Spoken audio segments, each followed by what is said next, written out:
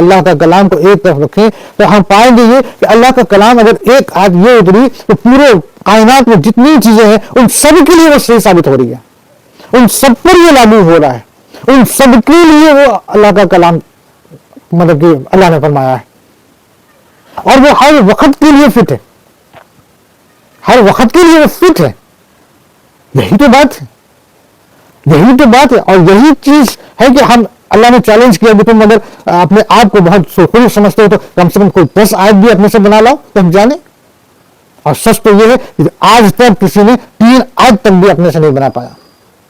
اللہ کے کلام کی برابری ہم کر ہی نہیں سکتے، کیونکہ بے شک یہ آسمانی کتاب ہے، اللہ نے اتاری، اللہ نے اپنے کلام کو حضرت جبرائیل علیہ السلام کے ذریعے ہمارے آقا حضور صلی اللہ علیہ وسلم تک پہنچایا، اور آقا حضور صلی اللہ علیہ وسلم سے ہم تک یہ بات پہنچی۔ تو قرآن کا ہر ایک لفظ جو ہے اللہ کا کلام ہے، اللہ کی کہی ہوئی بات ہے، اور وہ اللہ جو پورے کائنات کا رب ہے، جس نے پورے کائنات کو بنا ڈالی۔ تو ہم سب کیا ہیں؟ ہم سب اللہ کے بندے ہیں، اور تمام جب سے کائنات بنی تب سے لے کر قیامت تک جتنے ہیں سب کے سب اللہ کے بندے ہیں۔ تو اللہ نے اگر کوئی بھی بات اتاری ہے تو پوری انسانیت کے لیے اتاری۔ تو اللہ نے یہاں پر وہ بات بھی جو فرمایا، اسی لیے فرمایا کہ یہ چیز یاد رکھو، گزرے وقت کے لیے بھی تھا، آج کے لیے بھی ہے، فیوچر کے لیے بھی ہے، کہ جس نے صبر کیا اور اللہ کا شکر ادا کیا، شکر اللہ کا کرنا ہے، شکر اللہ کا ہی کرنا ہے، اور ہر حال میں کرنا ہے۔ اگر ہم اذیت میں ہیں، پریشانی میں ہیں، تو بے شک یہ اللہ تعالیٰ کی طرف سے آزمائش ہو سکتی ہے، یا پھر ممکن ہے کہ اس خسارے میں جانے کی ہم خود وجہ ہیں اور اللہ تعالیٰ کی سزا بھی ہو سکتی ہے، ٹھیک ہے نا؟ تو اس میں کامیاب کون ہوں گا؟ کامیاب وہی ہوں گا جو اس حالات میں صبر کرے اور اللہ کا شکر ادا کرے۔ اور شکر ادا کرنے والا کون ہوں گا؟ جس کو اللہ نے ہدایت دے رکھی ہے، اور اللہ ہدایت کس کو دے گا؟ جس کے دل میں ایمان ہوگا۔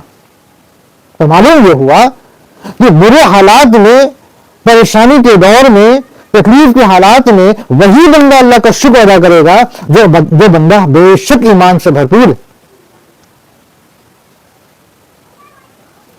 تو محترم، ہم لوگوں کے لیے یہ ایک اللہ نے ایک بات اتاری اور فرما دیا کہ اللہ آزمائے گا، مشکلیں آئیں گی، پریشانیاں آئیں گی، تکلیف ہوں گی،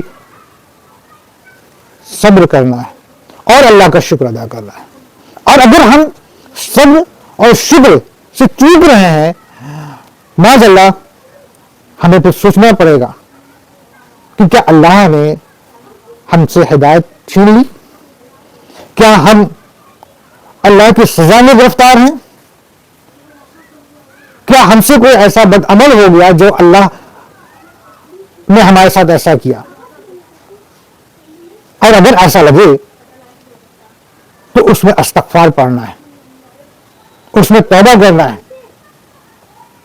اگر ہمارے کسی عمل کی وجہ سے ایسا ہوا اور ہم اپنے پریشانی کے دور میں اگر ہم اللہ کا شکر اور صبر نہیں کر پا رہے ہیں تو اس کا معنی ہے ایک طرح سے نشانی ہے، یہ اللہ نے یہ ایک نشانی ہے کہ ضرور ہم سے کچھ گڑبڑی ہوئی ہے، ضرور ہم سے کچھ گڑبڑی ہوئی ہے۔ تو توبہ کرے، استغفار کرے۔ اور اگر مان لیجیے ایسے حالات میں ہمارے زبان سے اللہ کا شکر ادا نکل رہا ہے اور ہم پھر بھی صبر کیے ہوئے ہیں، تقویٰ رکھے ہوئے ہیں، تمام احکامات کو نبھا رہے ہیں، تو اس کا معنی یہ ہوگا کہ اللہ ہماری آزمائش لے رہا ہے۔ تو یہ نشانی ہوگی نا میرے دوستوں، یہ ایک نشانی ہے جو ہمیشہ کے لیے اللہ نے کہہ دیا، ٹھیک ہے نا؟ اور اسی طریقے سے حضرت موسیٰ علیہ السلام بھی اپنا قوم کو سمجھا رہے ہیں، ہے نا؟ جیسا کہ میں نے بتایا کہ